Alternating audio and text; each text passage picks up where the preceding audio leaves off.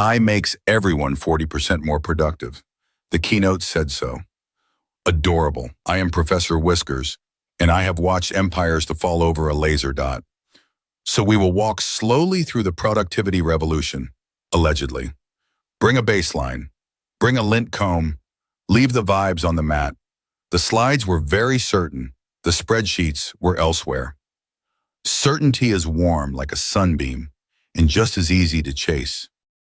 The honest gains are narrow and useful. Models draft competent first passes, fill boilerplate code with tests nearby, compress long threads into summaries, and find the document search forgot. In code, that means scaffolding, migrations, and the tedious tests nobody frames. That matters because drafting and retrieval are latency, not wisdom. Organizations fumble this by pointing the model at everything, then applauding the loudest demo, which still leaves the rude question, compared with what before? So measure the task before the miracle. Pick one workflow, record median minutes, variance, rework, defects, and edited distance from draft to done. Do it for a boring fortnight, not during a launch fire. This exists because memory inflates gains and calendars deflate effort.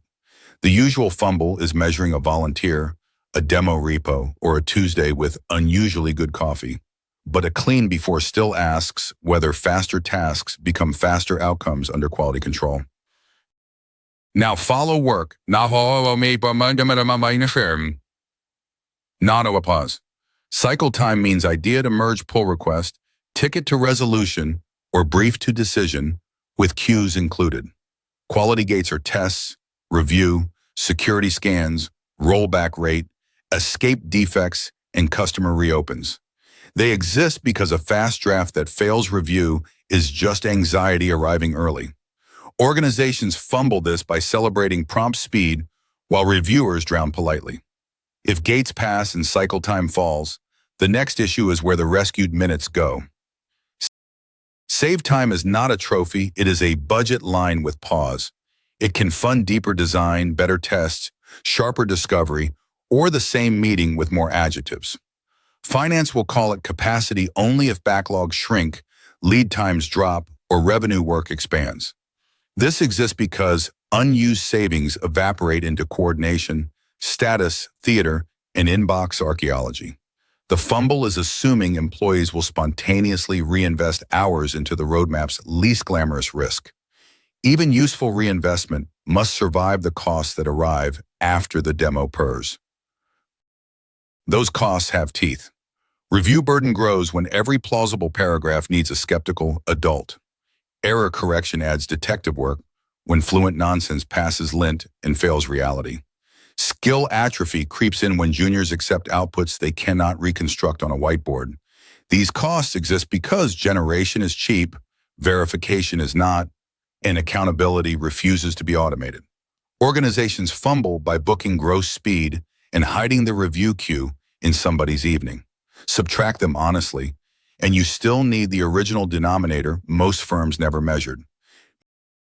Meanwhile, in reality, the before column is empty.